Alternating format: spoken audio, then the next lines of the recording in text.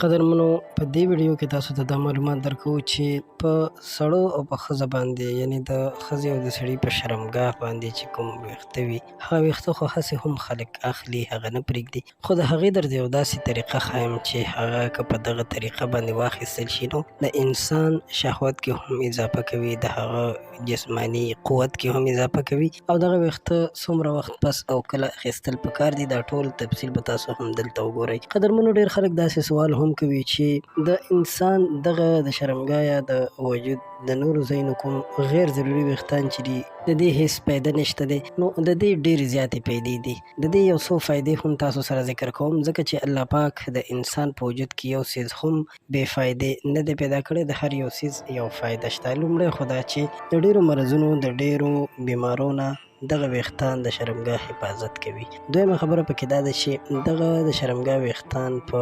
ډېر وخت د انسان په شهوت کې هم اضافه کوي او دغه د شهوت دپاره هم یو لار یو جواز بلل کېږي. اوس راځو دغه خبرې ته چې دا په کومو وختونو کې څومره وخت پس اخیستل پکار دي او د هغې فایدې څه دي. قدرمنو دا که یو انسان یوه هفته پس خپل د شرمګاه ویښتان پاکوي نو هغې سره د انسان په وجود کې د شهوت اضافه کېږي او د سړي چې کوم وضو ده هغه ورسره غټېدلی هم شي. دا بالکل د تحقیق نه ثابته ده او کوم انسان چې دا ډېر وخت پس اخلي نو هماغومره د هغې فایده کوي نو نقصانات یې هم شته، ځکه چې ډېر خلک په میاشتو میاشتو د دغه ویښتان نه اخلي چې بیا هغه د دغه ډېر ګڼوالي د لاسه هم په هغې کې بیماریان یا بکټریا پیدا کېدلی شي. نو دا معلومات مو غوښتل چې تاسو سره یې شریک کړو. د دې نه علاوه نن سبا داسې کیمیکل راوتلي دي چې خلک یې استعمالوي دغه ویښتان پرې صفا کوي، نو دغه کیمیکل کتل پکار دي چې که ډېر نقصاني وي نو په کلکه ترې ځانونه ساتل پکار دي.